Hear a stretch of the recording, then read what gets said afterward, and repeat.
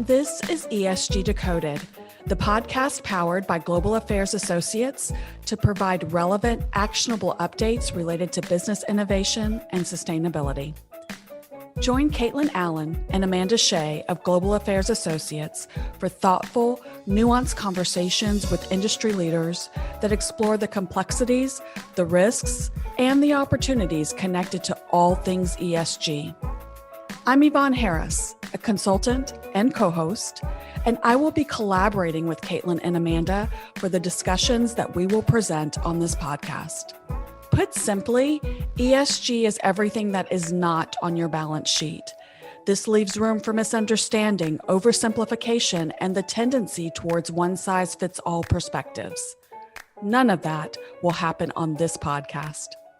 Enjoy this episode. Hi, my name is Ivonne Cruz, and I have been teaching sustainability and global issues for graduate students lately. And very interestingly enough, we see how more and more students from pretty much all fields of study are beginning to find very, very interesting to touch on every debate that has to do with sustainability issues. Of course, energy and ESG is one of them.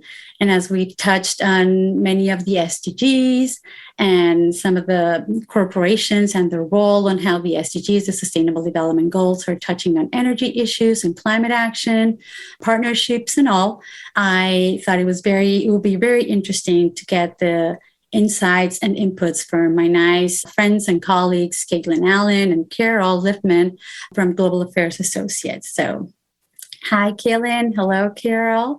Thank you so much for your time. And I would really like to hear a little bit from you, where you're coming from and what GA Associates is, and just a brief introduction so we can get started with the questions. Sure. Thanks for having us, Yvonne. We love the programs that you do and happy to be here. So I'm Kaitlyn Allen. I'm the president and CEO of Global Affairs Associates. We're a boutique ESG and sustainability consulting firm based in Houston, Texas. And Carol Liffman, I'm working with Kaitlyn at GAA and also have an independent consulting practice addressing sustainability-related issues. And I always like to say that when I'm supposedly the expert, right? When I have a question about what the latest and greatest and newest things are in sustainability, Carol's the person I call. You're too kind. Jeez, True. It's my lucky day then. I got to top of the notch people to ask questions in. And moreover, I was really willing to have a conversation, really. So I just thought about a few questions that I thought will be interesting to discuss and just to weigh in and just have a conversation about your experience with your current clients and what you've been reading or what you've been hearing in the sector, because I know you guys have been all over the place and you've got clients of all sorts. So if you're okay, we can just get started and all right, fire away. Okay. All right. So of course, I think a lot of people are now talking about the holy grail of what the most sustainable source of energy will be in the next generation or in the next energy transition. And of course, there's many debates regarding on that, but what are your clients leaning towards to when it comes to talk about clean energy? What have been like the key issues or the main concerns or, the big superheroes on this kind of questions? Okay, so the first headline answer is there is no holy grail. If people think there's a holy grail, then they do not know energy. Go ahead, Carol. One potential holy grail is this is and has been the best source of energy in my entire lifetime, which is conservation. Okay. Explain, Carol, what you mean, please. Well, whether we're talking about reducing greenhouse gas emissions or how are we going to provide adequate amounts of energy to people all around this crazy world, the fact is that we need to look at any type of energy as the precious commodity that it is and not be wasting it. So whether we're doing that from electricity or so, and being it solar or wind, whether we're looking at some of the more niche technologies like micro hydro or geothermal energy, all of these, we're going to get the most bang for our buck and use the least resources overall if we're making sure that everything we're using is energy efficient and that we're matching the source of energy to its best use, and that we are not simply kicking the problem down the road and addressing up front, really reducing consumption. Yeah, I think that goes really to this whole idea, a lot of the things that you hear about what's the holy grail of energy or kind of what's the future of energy, what does the energy mix look like in 2050, which, by the way, there's plenty of published scenarios that people can go out and look at. The International Energy Agency, BP does one every year. There's Bloomberg New Energy. There's lots of different scenarios that folks can go look at and, just see how some analysts are looking at what the energy mix might be in 2050. But what Carol's getting at is that we waste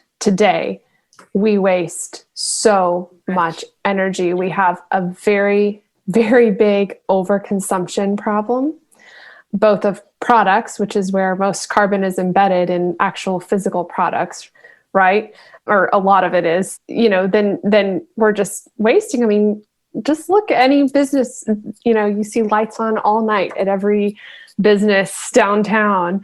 We use energy as if it is cheap and has no external effects, like no externalities. We flip on our lights, we leave our air conditioning low, all those things are behavioral things, as well as energy efficiency for electricity, right? Retrofitting plants, like so much of getting to net zero emissions is going to come from that reduction on the front end and making sure that any consumption of energy, like Carol said, is treated as what it is, which is a precious commodity.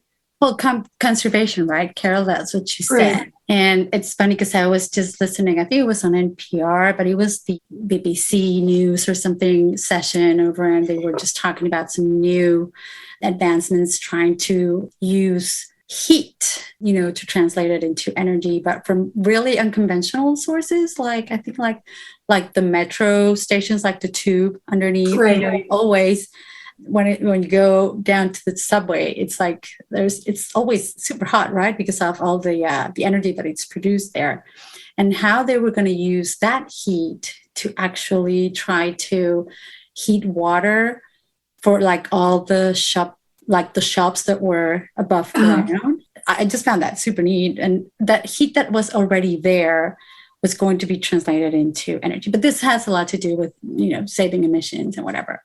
But Right. Just going back to the question, I know, of course, and definitely there's no holy grail. You said there's some issues that are concepts that should remain key when we talk about energy, like conservation, be aware of the resource and everything else. But what are, energy people or energy companies steering towards?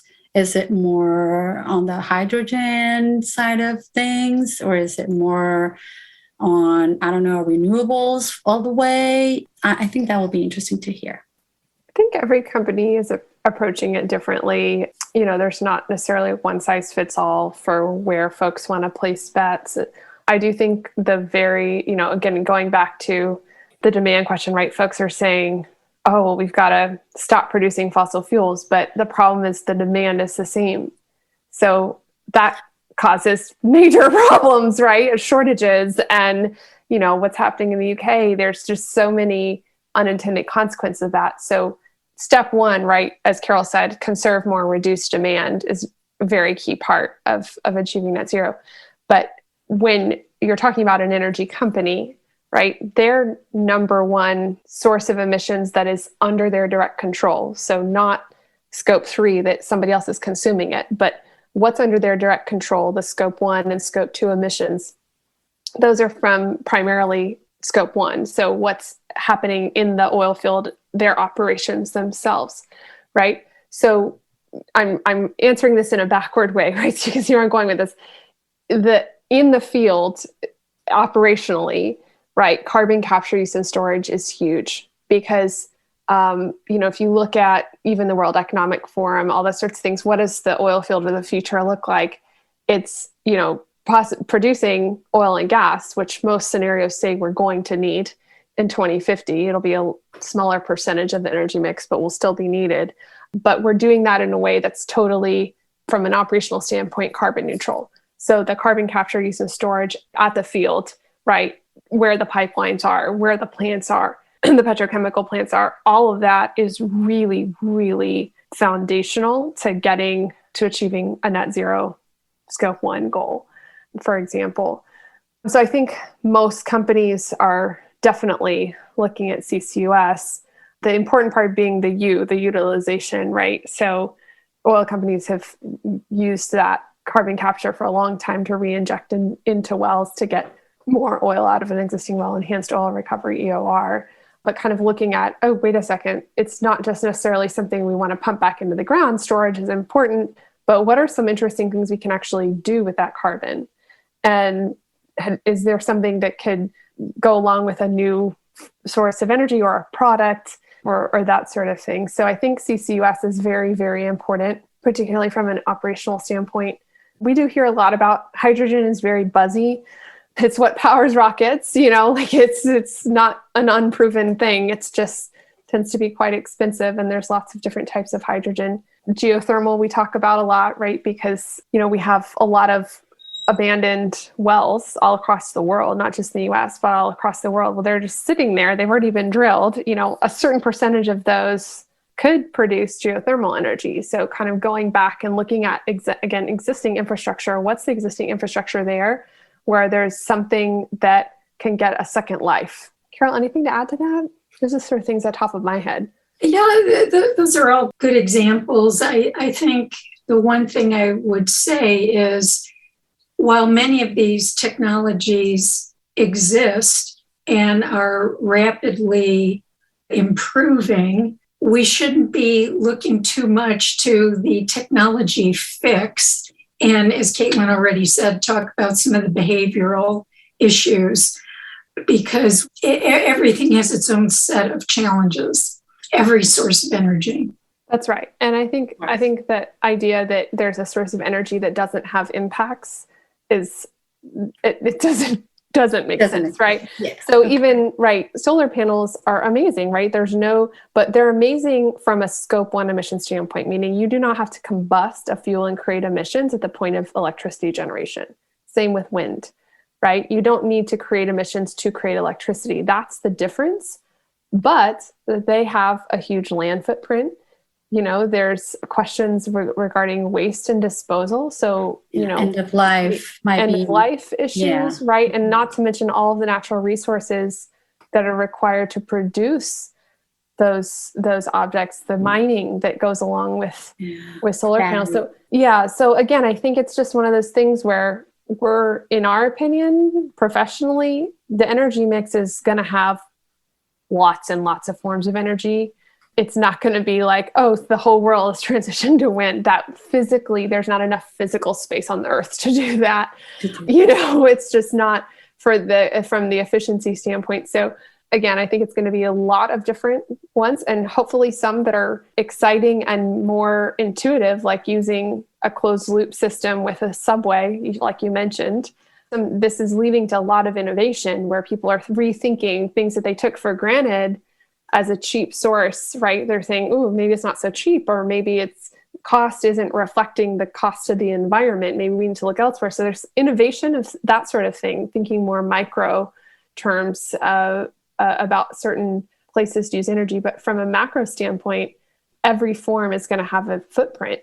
If you don't have a footprint, you're dead. So, you're going to have a footprint, but I think it's just about understanding the life cycle of all forms of energy, which I think is not, as you know, Dr. Meidel at Rice University, well, she does a lot of work on that. So really understanding what are the life cycle effects of each form. And then, as Carol said, it's not going to be, I think it's very local, right? Some places are going to have more wind, other places might have more solar. Others might need natural gas and oil with all the carbon captured from operations and perhaps offset with nature-based solutions. And I think, getting back to what you were saying, Carol, we have a lot to put back into the earth too, as part of making whole a net zero commitment. And that's where you get to things like nature-based solutions, soil carbon capture, reforestation, that sort of thing. So it's going to be a full picture, and it might look different regionally. Right. If people I've already spoken to know that I'm inevitably going to bring up the next topic, but maybe some of your students have never heard of me before. So what I want to direct them to in terms of really seeing the broad scope of ways we can tackle these challenges is to go to the website of Project Drawdown. Project Drawdown is looking at a number of ways in which we are not only no longer adding carbon to the environment, but we're actually reducing it.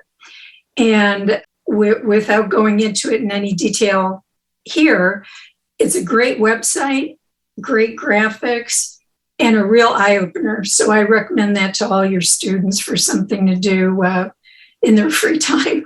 Yeah, thanks. Yeah, I think it's in one of my resource lists. I don't know whether in this class or the following one, but this was exactly the answer I was expecting to hear from you. Yes. Yeah, if you've heard the podcast or been to our classes, we like to get beyond the headlines, beyond the black and white. And, frankly, everybody needs to wake up to the fact that we are all in as individuals and as society, we are all part of the problem. And, pointing fingers at one industry it's not going to solve it. Absolutely. Absolutely. Yeah. And I think one of the things that we've been learning and we've been talking a lot about is about system thinking and how, the synergies and trade-offs, of every single action that it's related to our environmental issues or social behavior. And of course, the economics, the governance portion of it has a direct effect in something else. So it's all about the synergies and trade-offs.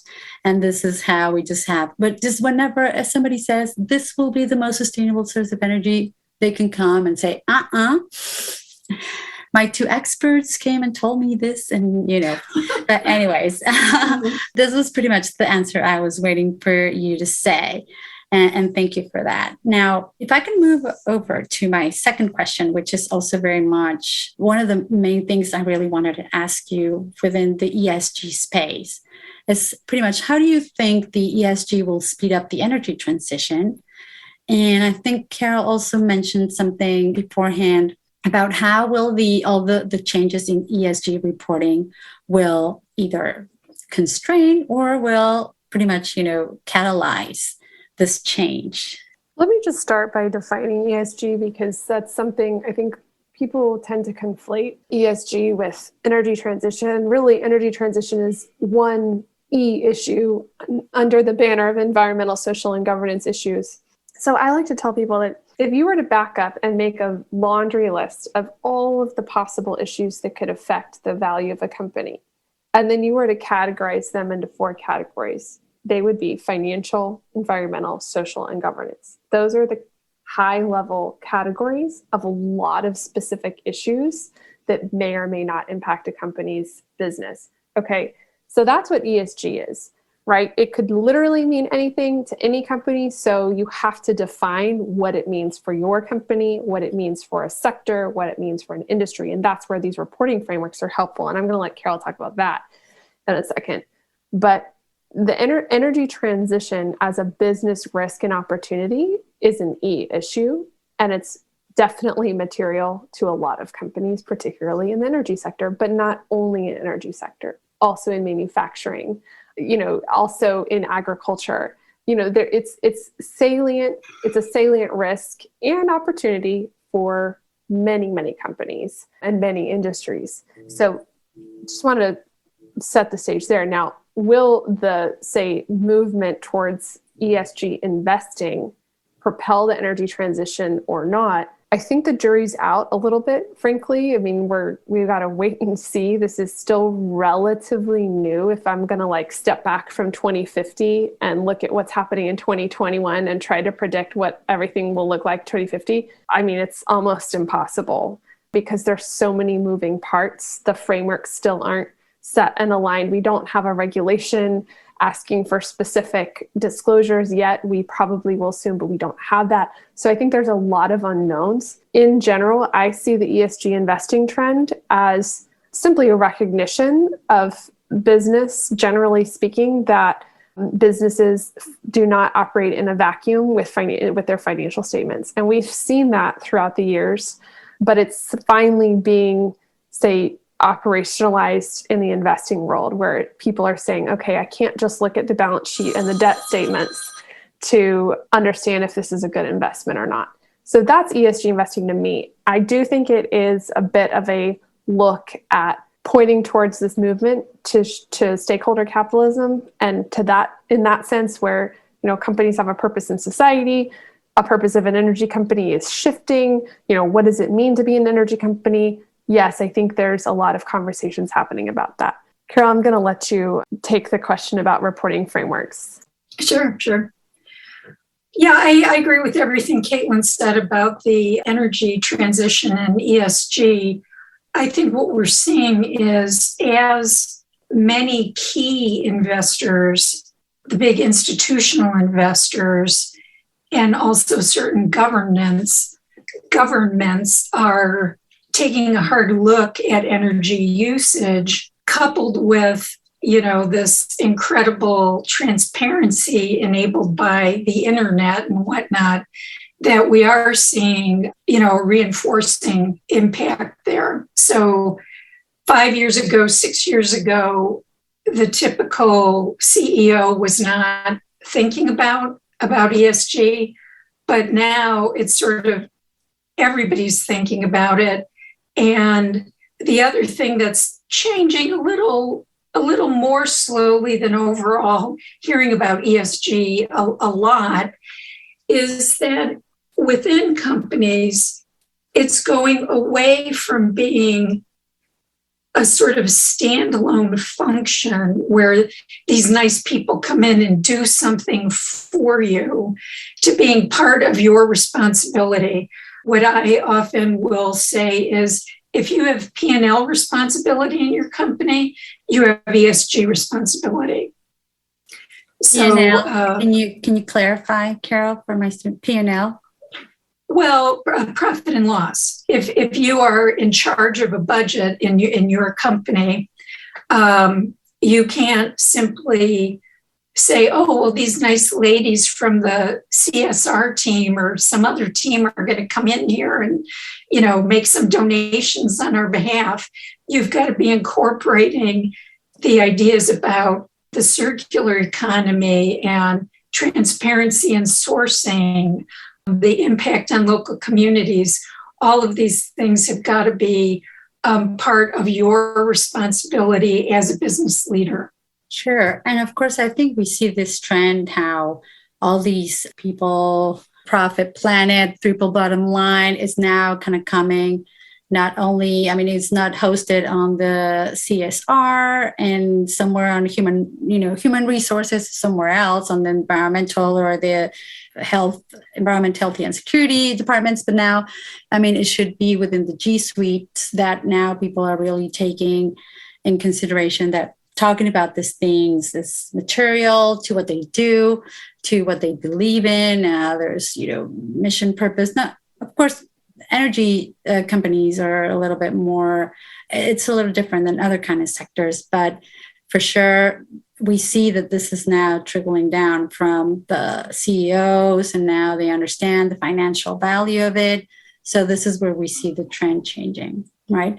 Well, I'd like to add something to that. And what I'd like to say is this. One of the aspects of ESG that people point to is the increasing number of large institutional investors decarbonizing their portfolios. And this is the big hedge funds, it's the university endowments, it's pension funds, it's a lot of different people saying, well, we're gonna decarbonize. Oh, okay, fine. But when you're putting on your systems thinking hat and knowing that there's still a need for hydrocarbons for the foreseeable future, as much as everyone would like it to be like a switch you flip on and off, and tomorrow we're going to be net zero. We have a number of years to go. Well, with all of these big investors scaling back their investments, and many large oil and gas companies themselves reducing their capital spending, what's happening? Well, private equity investors, small operators are going into that space, and they may not be getting the same level of scrutiny that these big companies are getting. And, I don't have a specific example to give you, but we know that when these small operators take over properties, they may not be doing everything in the same level of environmental soundness as the larger companies.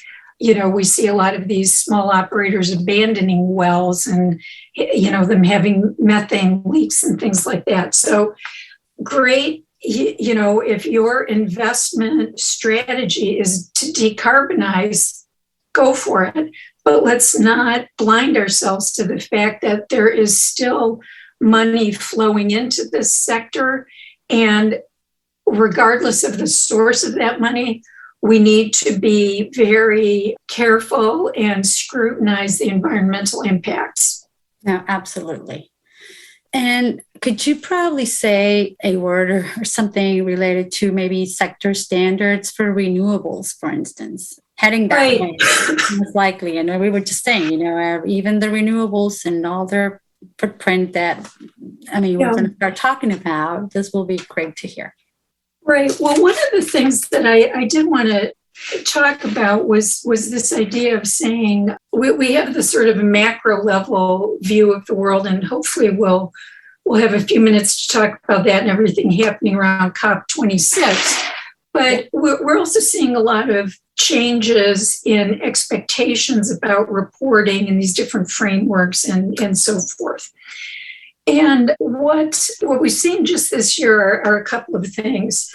In the past, there are sort of the big two: SASB, the Sustainability Accounting Standards Board, their approach, which was sector standards. They sort of identify the material topics that are likely to be in your industry, and they tell you the typical kind of metrics that they as investors are looking for. And the other one is GRI, Global Reporting Initiative.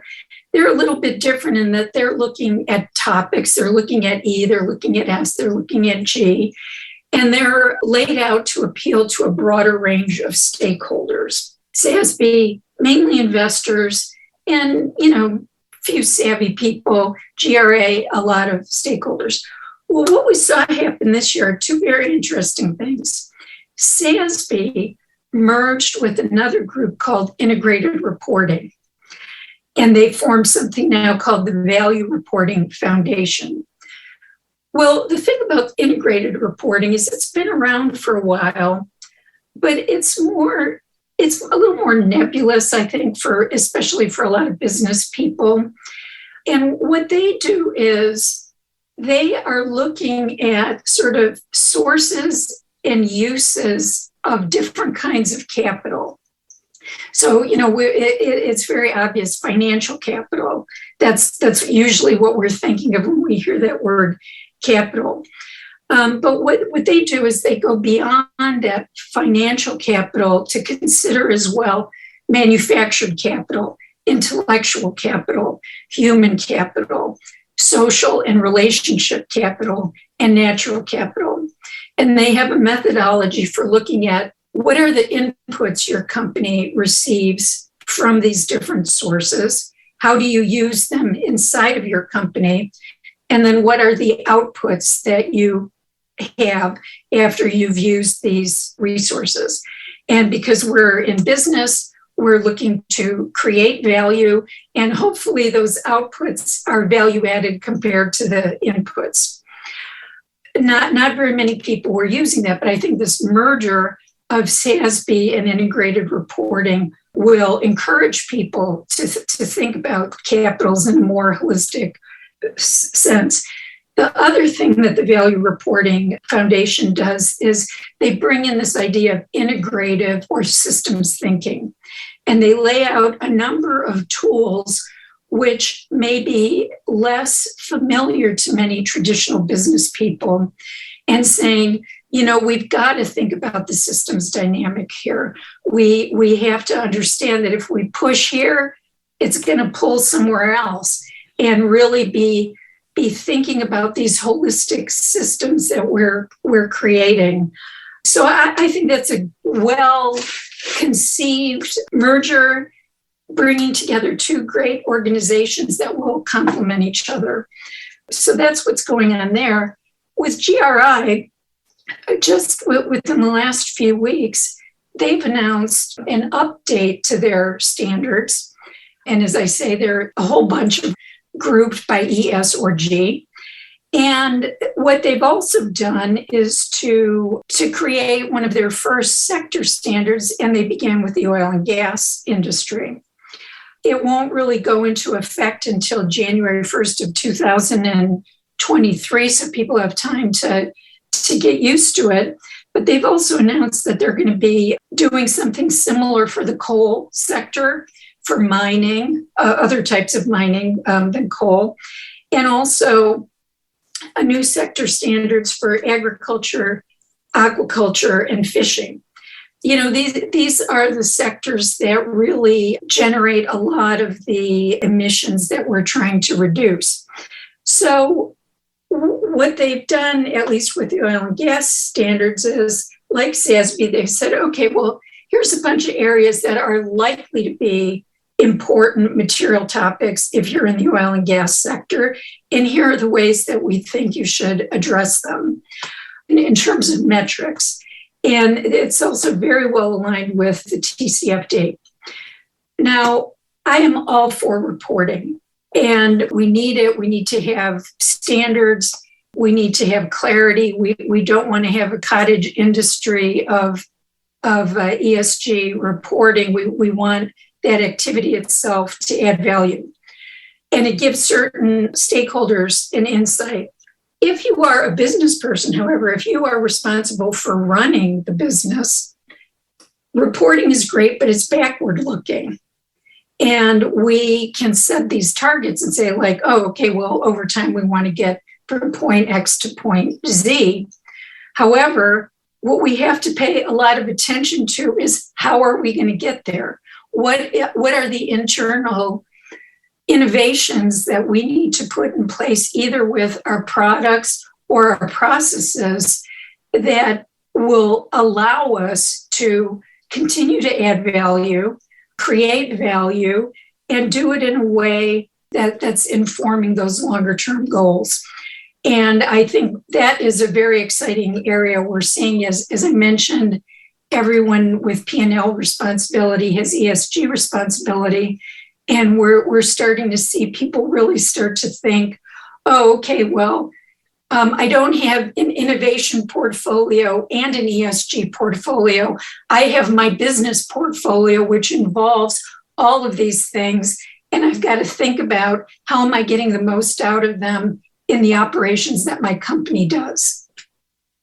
Oh, yeah, no, definitely. And I think they're still trying to figure it out because, we did learn everything about the sector standards with GRI and the new innovation with the modules and everything. So Amanda was in our class last week. So we've been learning about all that.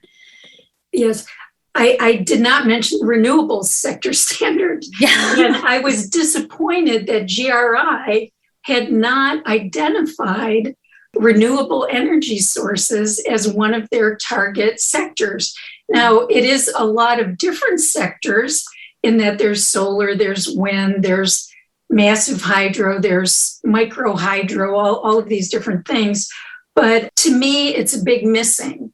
And as this industry is really starting to scale, wouldn't it be great if these metrics and these standards were already in place, not something that we're trying to put on retrospectively? Yeah. So to me, that's a big missing. None of the organizations really have that sector standard for renewables and looking at the issues with circularity and uses of resources to generate renewable energy. Oh, yeah. With COP26 coming up, it would be great to hear if you guys can weigh in on what's coming up. And what are we expecting from COP26? Is everybody talking about? And prove me wrong, but I also I think when I was doing research not long ago, but I haven't seen it again. And that's why I think one of the key issues to actually talk about on COP26 was going to be the coal industry, or the full coal being tried to eliminate and have like a pretty much time frame and where we're eliminating coal, and whether this is, something that could be really viable. And then, I know partnerships is going to be a big thing to talk about, but please, anything related to COP26 coming up and your impressions. COP26 is coming up in about a week's time. Already a number of small side events or preliminary events are taking place, both at the government level and these various international organizations. Now, of course, COP26 was supposed to happen last year. In a couple of ways, I think it's good that it's been delayed. And that's primarily, I'm saying that because we've had two really important major reports came out this year. One, the newest iteration of the IPCC, the Intergovernmental Panel on Climate Change, has come up, and a lot of the scientific methods used to evaluate data have become much improved compared to the last one. So it's great that we have that. It's 4,000 pages long. I have not read all 4,000 pages, but I have poured through a lot of summaries of it, a lot of good information there. A little scary, though. Yeah. And you can find a lot of different sources. And actually, I would recommend to your students not to go only to a green news source to read the evaluation. I try really hard to get out of my bubble. I don't go full Newsmax, but I do try to check a number of different news sources, more conservative, more liberal, to get a view of what are different important stakeholders thinking. So the other report, which you could also find a lot of good summaries of, was by the IEA, the International Energy Association, and they came out with a new Net Zero's Pathway report. It caused and continues to cause a lot of controversy, but I think these two big reports will give us a richer event at COP26.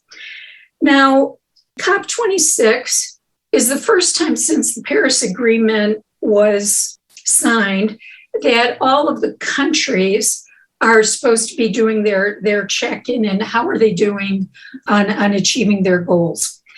The interesting thing with both the Paris Agreement and the SDGs in general is these targets and contributions were actually set at the government level, the country level. In fact, they're called nationally determined contributions. That being said, the business world everywhere has really hopped onto this and are very interested in saying, this is my contribution to these goals. And for many of our large multinational companies, that is not an easy task because they have operations in many parts of the world. So what we have right now with the nationally determined contributions, the NDCs, is that unfortunately, what we see is that instead of greenhouse gas emissions going down compared to the original agreement, they're actually up in 2030. That's the wrong direction. I'm sorry. So in about 10 years, it's gone up. And if we look at the gross numbers, instead of limiting it to 1.5 or 1 degree C, we're seeing a temperature increase more on the order of 2.7 or even 3 degrees centigrade, which is in the disaster zone. So what are we really seeing there? We have 89 countries have submitted new targets. 18 show increases. 9 companies don't actually update their contribution. And these are a lot of important countries, the so-called BRIC countries, Brazil, Indonesia, Russia, Mexico. I think it's India. Brazil, Russia, India, China. So, these are important countries to consider because they are trying to develop their economies. Now, I know that that's only 27 countries, but the rest are countries which right now do not have that big of an impact on the global emissions. Probably those 27 countries are 80% of the total. 4 countries have proposed standards, but have not yet submitted them, and 71 countries have not submitted. So, there's a lot to do with this raw data, and I'm sure we'll see a lot about that. But from the first view, it's not going in the right direction. The second thing that we're really looking to see from COP26 is funding for climate finance. One aspect of the Paris Agreement was that the developed world was supposed to be providing financing for greenhouse gas emissions reduction, resilience, and adaptation to other parts of the world. And right now, we are also lacking in getting the amount of investment that was foreseen. So we really need to up the pressure on the developed world to provide these sources of funds for others. One goal that we have is a roadmap for adaptation. We know that we're going to have adverse impacts in the world. Some countries more than others, different impacts in different parts of the world.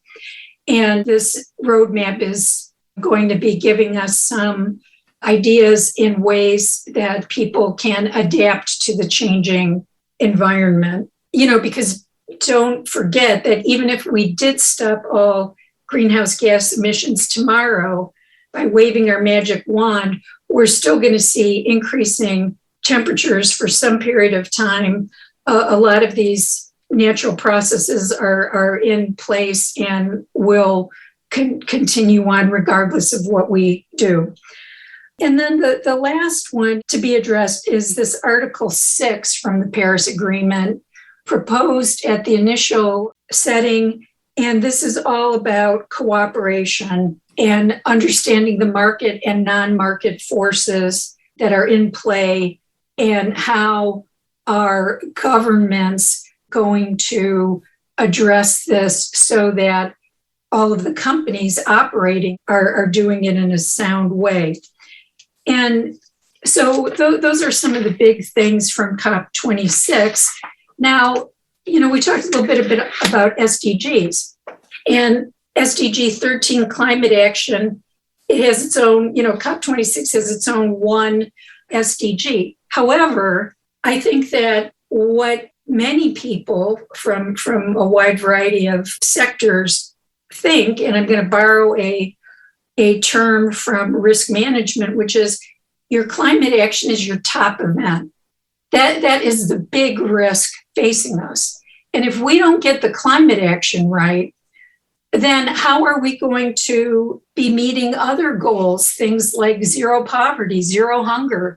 How are we going to have life on land, life on land, life below water? Mm-hmm. The whole issues around biodiversity.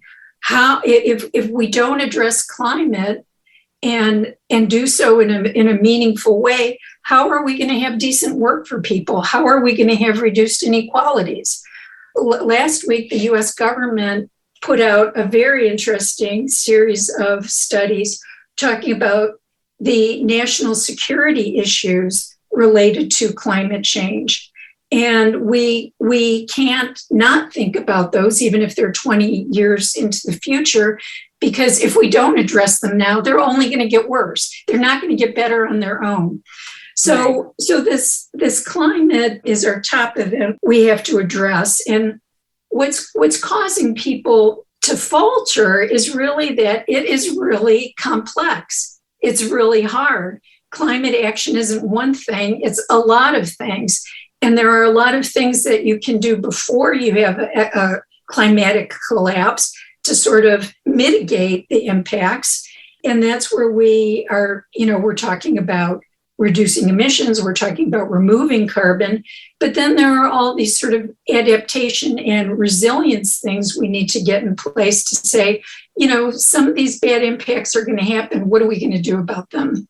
So it's not something that even 2 weeks at COP is going to solve, but hopefully, and also thinking back to what I said about the Value Reporting Foundation is, maybe in the next 10 years, more people will be putting on their systems thinking hat and thinking holistically and looking at these interconnections, and we will get more meaningful actions in the future.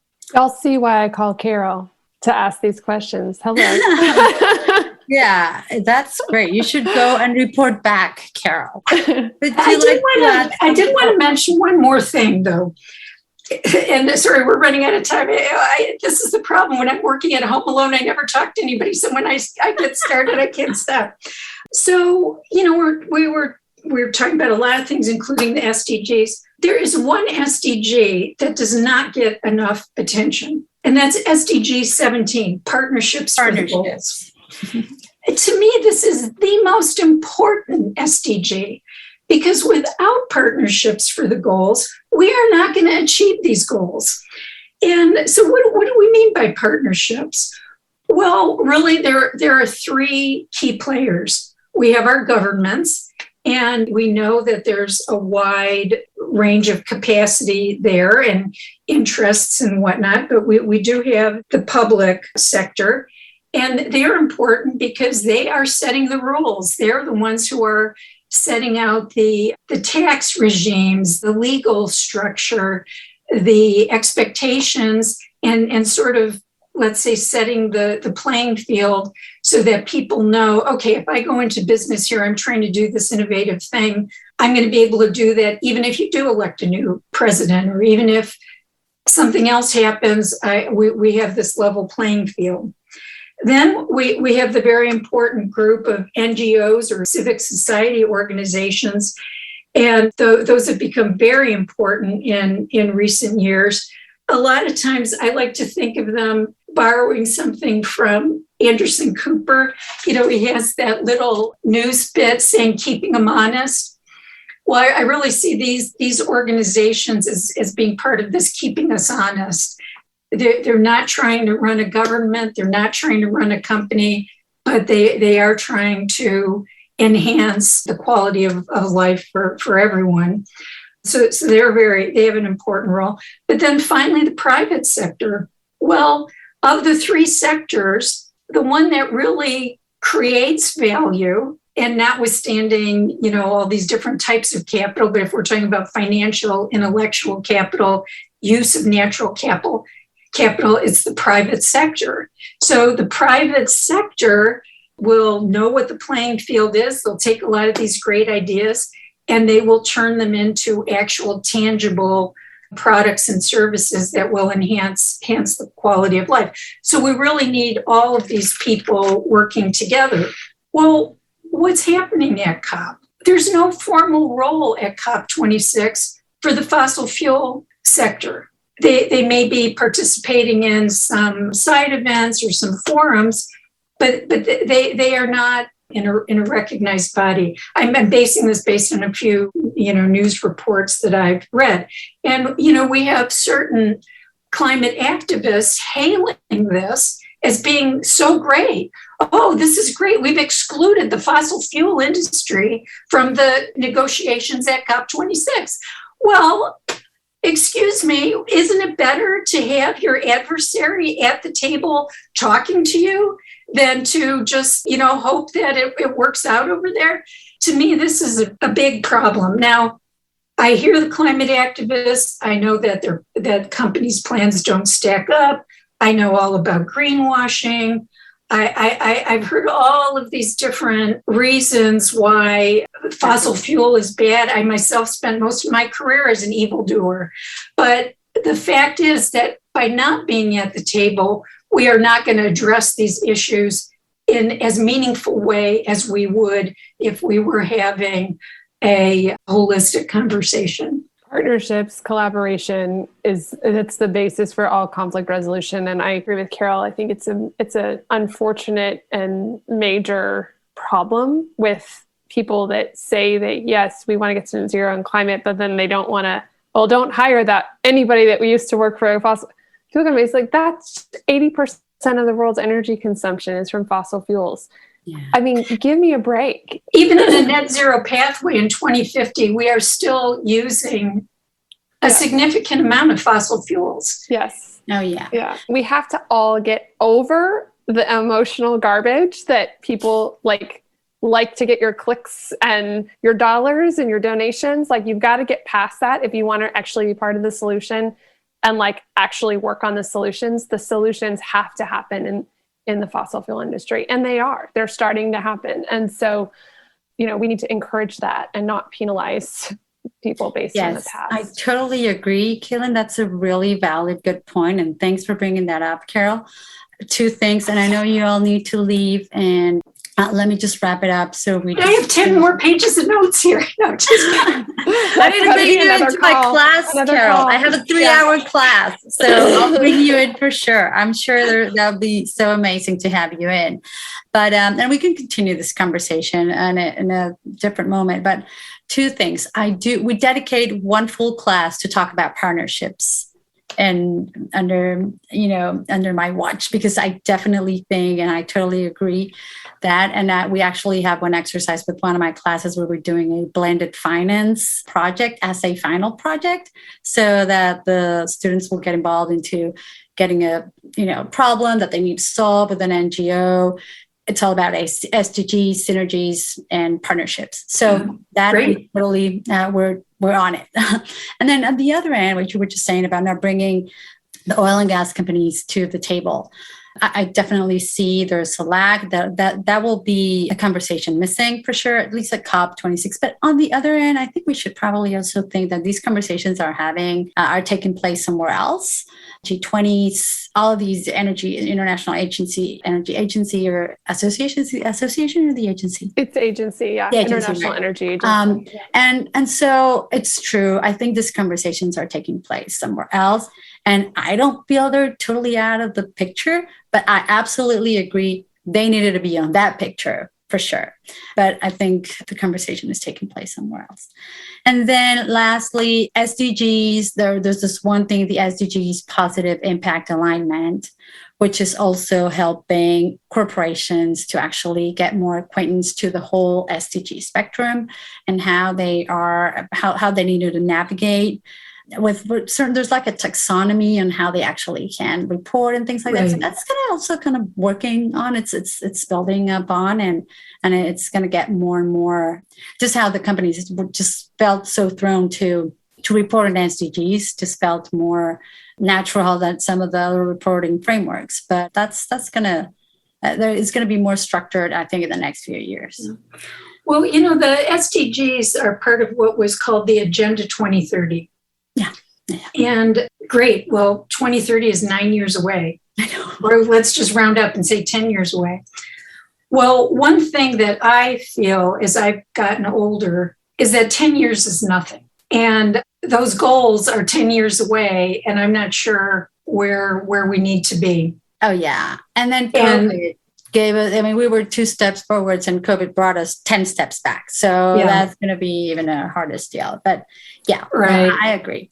There's too much to be done. And I know you got to go. Thank you so much, Kaitlyn. I appreciate so much your inputs. And thank you so much again. Sure, anytime.